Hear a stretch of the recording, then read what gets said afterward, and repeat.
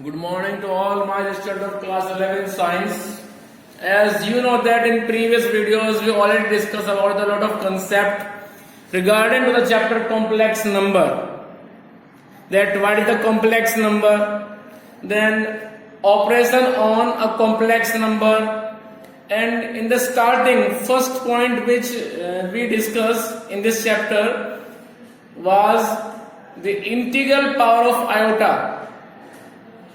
Positive integral power of iota and negative integral power of iota. Iota is the value of square root of minus 1. Under root minus 1 will be represented by iota and it is totally imaginary. Clear? So small I is the representation of iota as well as complex number means imaginary number. Remember it always.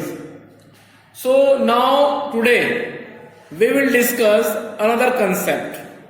In previous video we discussed the addition of two complex number which is again a complex number. Subtraction of complex number which is again a complex number. Then multiplication and division of two complex number which is also again a complex number. Clear? और उसके बाद में फिर हमने यहाँ पर discuss किया था कंजुगेट एंड मॉडुलस. जब किसी भी कॉम्प्लेक्स नंबर के लिए आप निकालते हैं conjugate, then we have to change only the sign of imaginary part. If imaginary part is positive then it will be negative in conjugate form, and suppose imaginary part is positive then it will be negative in conjugate form. Suppose you have minus 5 plus 5 iota as a complex number z. Then conjugate will represent by z bar equals to minus 5 iota. Clear? So z bar represent here the conjugate of a complex number z, which is minus 5 iota. Here minus 5 is real part and minus 5 is imaginary part. Clear? चलिए इसके बाद हम चलते हैं आगे. And next topic था modulus. Suppose you want to find out the value of modulus regarding to the any complex number like this, z equals to 2 minus 2 iota. So modulus of z represented by in this way equals to under root of square of real part of the complex number plus square of imaginary part of complex number. So modulus of z equals to under root of square of 2 plus square of minus 2, because here in this complex number real part is 2 and imaginary part is minus 2. Clear? So to find out the modulus of any complex number we have to use this formula, means square root of real part plus square of imaginary part. So we have to use this formula to calculate the value of modulus regarding to any complex number. Now today we will discuss the another concept which is argument.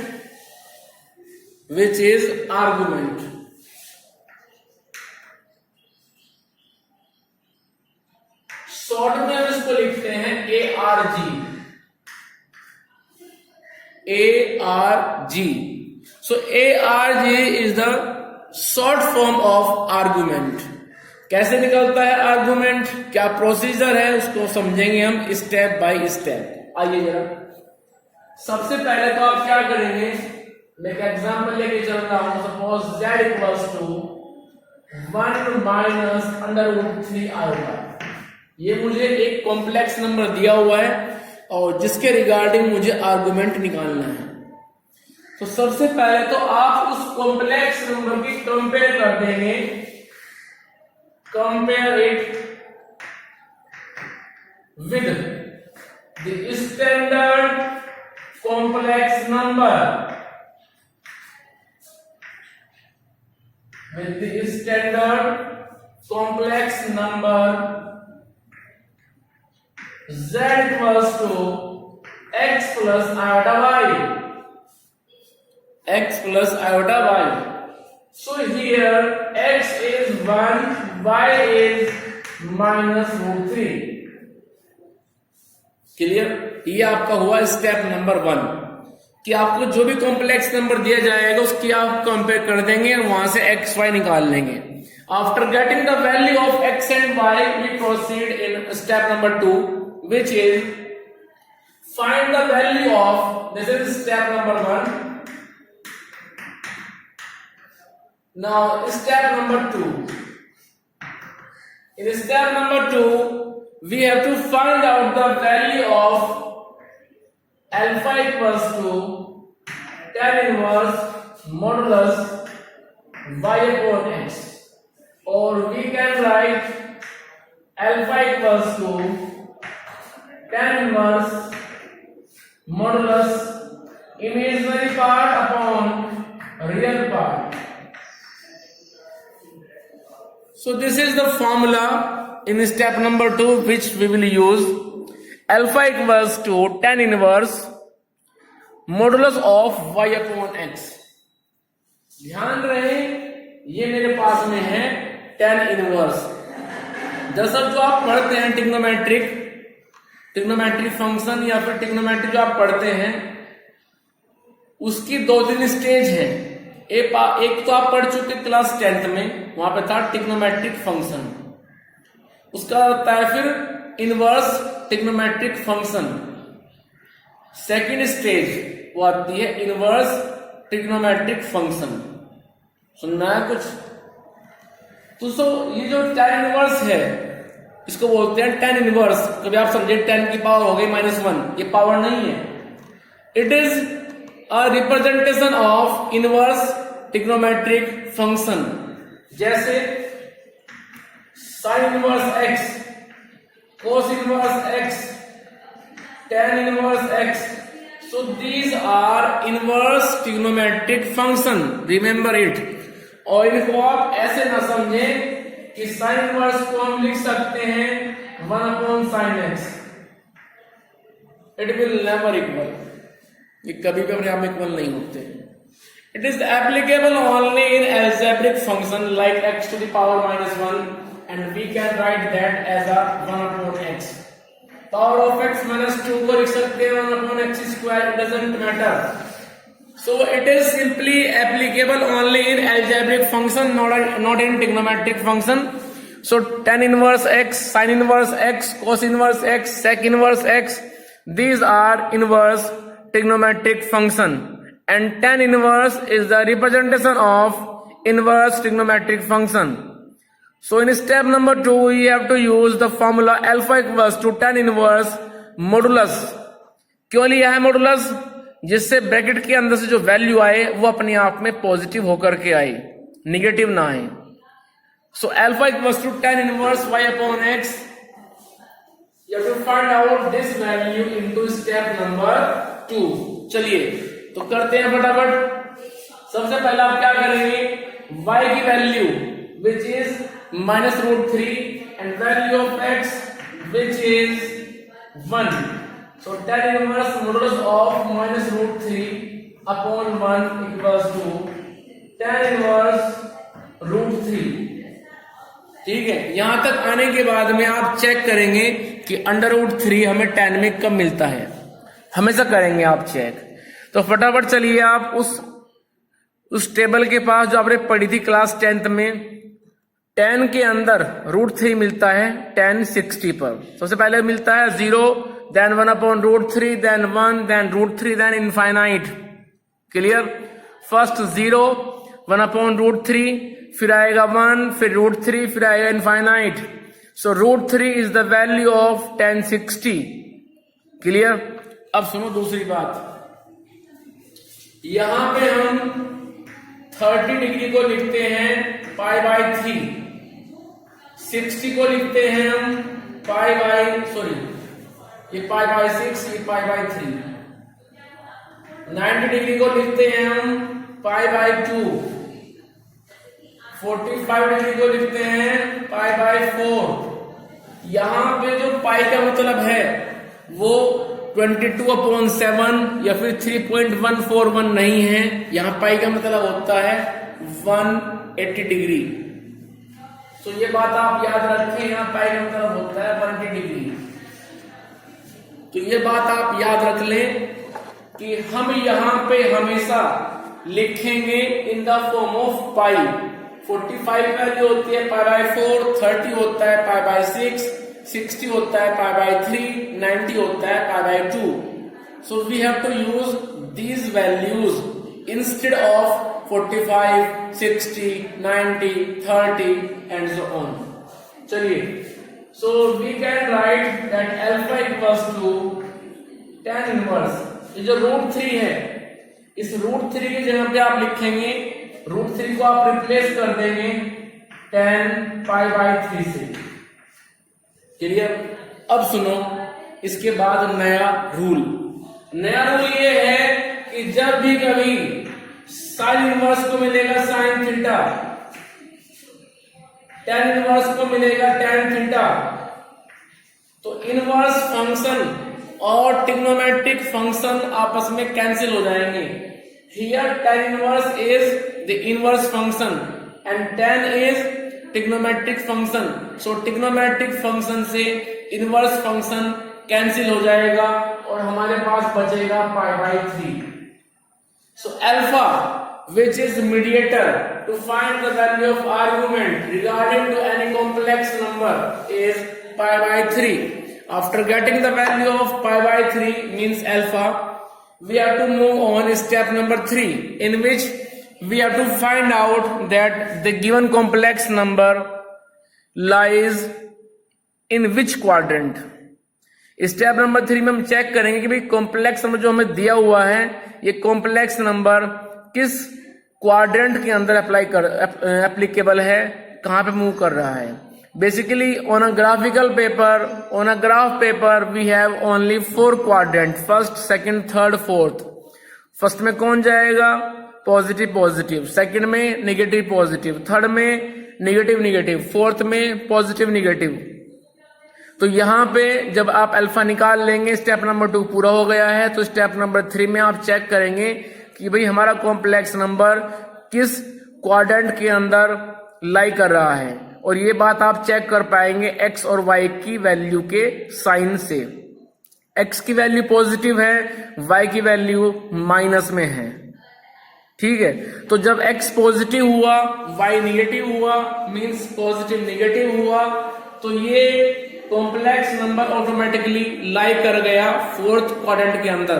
तो जब ये चला गया 4th के अंदर, और 4th में क्या वैल्यू होती है आर्गुमेंट की, ये बात सोचते हैं। आइए जरा, इसके बाद हम चलेंगे स्टेप नंबर 3 और हम लिखेंगे द गिवन कॉम्प्लेक्स नंबर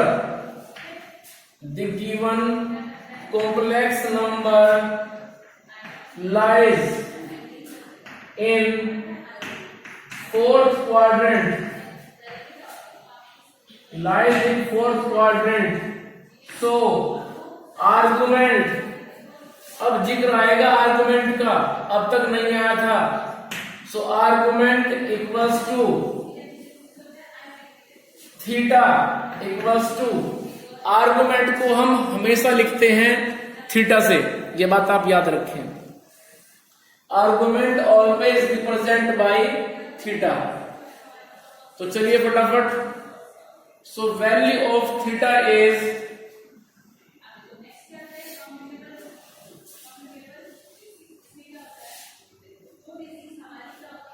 मैं यहां बना रहा हूं एक सिस्टम। यदि कॉम्प्लेक्स नंबर यहां पे लाई करेगा तो आर्गुमेंट हो जाएगा थीटा। उसके बाद यदि कॉम्प्लेक्स नंबर लाई करेगा सेकंड क्वाड्रेंट के अंदर, तो आर्गुमेंट हो जाएगा पाई by 2 minus theta, sorry pi minus theta. यदि वो जाएगा फिर थर्ड क्वाड्रेंट के अंदर तो हो जाएगा माइनस पाई माइनस थीटा, और जाएगा फोर्थ में तो हो जाएगा माइनस थीटा। इस तरह से आप याद रखें, जो दोनों लिखे हुए हैं ना ऊपर, उनका साइन चेंज कर देना बस नीचे की तरफ, ठीक है। अभी हमारा कॉम्प्लेक्स नंबर लाई कर रहा है कंप्लीटली फोर्थ क्वाड्रेंट के अंदर, तो भाई फोर्थ क्वाड्रेंट के अंदर जो वैल्यू होती है आर्गुमेंट की, वो होती है माइनस थीटा। क्लियर? सो हमारे पास आर्गुमेंट आ जाएगा, एक मिनट, यहां पे तो होता है अल्फा, ये अल्फा अल्फा अल्फा, तो ये हो जाएगा minus alpha equals to minus, अब रखिए आप अल्फा की वैल्यू पाई बाय 3। तो इस तरह से हमारे पास में जो आर्गुमेंट है उसकी वैल्यू आ गई माइनस पाई बाय 3। अब सुन लो आप स्टार्टिंग से। सबसे पहले आप क्या करेंगे, आपको जो कॉम्प्लेक्स नंबर दिया जाएगा स्टेप नंबर 1 में आप उसकी कंपेयर कर देंगे, एक्स वाई निकाल लेंगे। After getting the value of x and y you will move on step number 2 to find the value of mediator alpha. Alpha को निकालिए आप, फॉर्मूला यूज करेंगे आप tan inverse modulus of y upon x। Now put the value of y as well as x। Value of y is minus √3, value of x is 1, so we have tan inverse √3, क्योंकि लगा हुआ है modulus, तो value जब बाहर आएगी तो positive होकर के आएगी। उसके बाद में जो √3 है उसको चेक करो आप, tan वाली रो में कम मिलता है। √3 is the value of tan pi by 3 means tan 60। Clear? सो उसके बाद में tan कैंसिल कर देगा फिर इनवर्स फंक्शन tan इनवर्स को, तो यहां से आंसर आएगा फिर हमारे पास पाई बाय 3। सो अल्फा की वैल्यू आ चुकी है पाई बाय 3। फिर चलेंगे आप स्टेप नंबर 3 में और ये चेक करेंगे कि जो कॉम्प्लेक्स नंबर हमें दिया गया है ये कॉम्प्लेक्स नंबर किस क्वाड्रेंट के अंदर लाई कर रहा है, वो चेक कर पाएंगे आप x और y के साइन से। ठीक है, जब आप x और y का साइन चेक करेंगे, अभी बेसिकली x पॉजिटिव है, y वो माइनस √3 है। ठीक है, तो ये हो गया कॉम्बिनेशन पॉजिटिव निगेटिव का। So this complex number 1 minus √3 iota lies with in fourth quadrant. तो जब ये लाई कर रहा है फोर्थ क्वाड्रेंट के अंदर, तो उसके हिसाब से जो आर्गुमेंट होता है वो होता है theta equals to minus alpha. जितना भी आपने अल्फा निकाला है उसकी मल्टीप्लाई कर दीजिए आप केवल माइनस के साथ, तो आपको मिल जाएगी वैल्यू आर्गुमेंट की। तो ऐसे निकालते हैं हम किसी भी कॉम्प्लेक्स नंबर का आर्गुमेंट। ठीक है, चलिए अब हम कुछ एग्जाम्पल लेके चलेंगे आर्गुमेंट के ऊपर ही।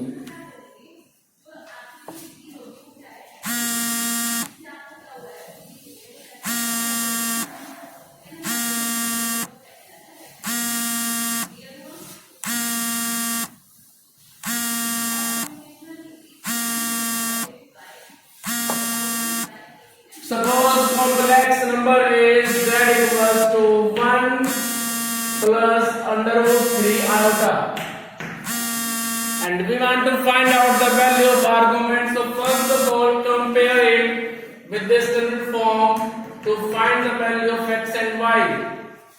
Compare it with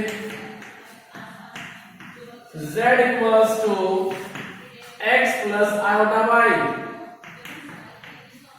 So x is 1, y is √3. After getting the value of x and y, we'll move on step number 2. In step number 2, we find the value of alpha, which is tan inverse modulus of y upon x equals to tan inverse modulus of √3 upon 1. So tan inverse √3, and √3 is the value of tan 60, which is 10 pi by 3. So we have to replace the root 3 by 10 pi by 3. अब यहां पे trigonometric function cut कर देगा inverse trigonometric function को, value आएगी pi by 3. After getting the value of alpha which is pi by 3, we will move on step number 3. In step number 3 we have to check out that the given complex number lies in which quadrant. So to find the value of quadrant in which it lies, we have to check only the sign of x and y. X is positive, y is also positive, so the given complex number is lies in first quadrant. The given complex number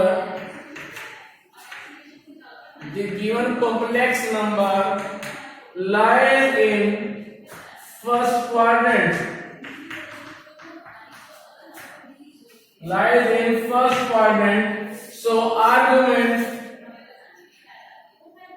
So argument theta equals to alpha equals to pi by 3. This is the required value of argument. चलिए question निकालते हैं आगे. और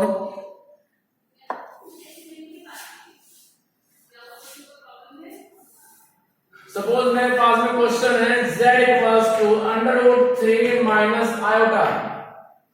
We have this again a complex number.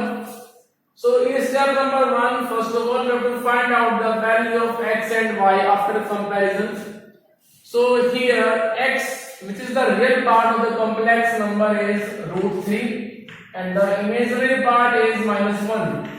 So after getting the value of real part and as well as imaginary part, we have to move on step number 2. In step number 2 we will find out the value of tan inverse y upon x, which is alpha.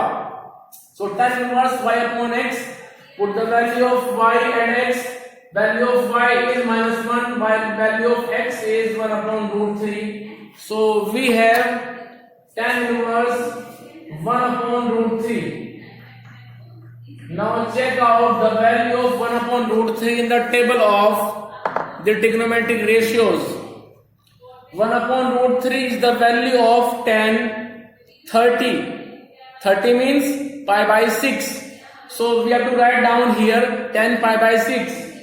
And we have tan inverse 10 pi by 6 equals to pi by 6. So value of alpha is pi by 6. Now in step number 3. In step number 3 we have to check out. In step number 3 we have to check out that in which quadrant it lies. So after checking the sign of x and y, we can find the value of quadrant. Here x is positive, y is negative, means positive negative. So this complex number lies completely in the fourth quadrant. So the given complex number lies in fourth quadrant. In fourth quadrant, argument theta will be minus alpha. So value of argument is minus pi by 6. So this is the required value of argument. Clear? इस तरह से आप solve करेंगे argument question को. चलिए अब हम चलते हैं आर्गुमेंट से एक स्टेप आगे और डिस्कस करते हैं next heading polar form. Polar form. Polar form को हम रिप्रेजेंट करते हैं स्मॉल आर से. Small r equals to polar form को हम लिखते हैं r cos theta plus iota sine theta. ये बात आप याद रखिए. Here r is modulus of z and theta is argument. So after finding these two values, we will replace into this formula r bracket cos theta plus iota sin theta. Theta जैसा हमारे पास यहाँ पे है -π/6, वो हम यहाँ पे रख देंगे। और आर की वैल्यू होती है अपने आप में modulus of Z. So value of modulus function वो हम यहाँ पे रखेंगे और जो आर्गुमेंट है वो हम यहाँ पे रिप्लेस करेंगे।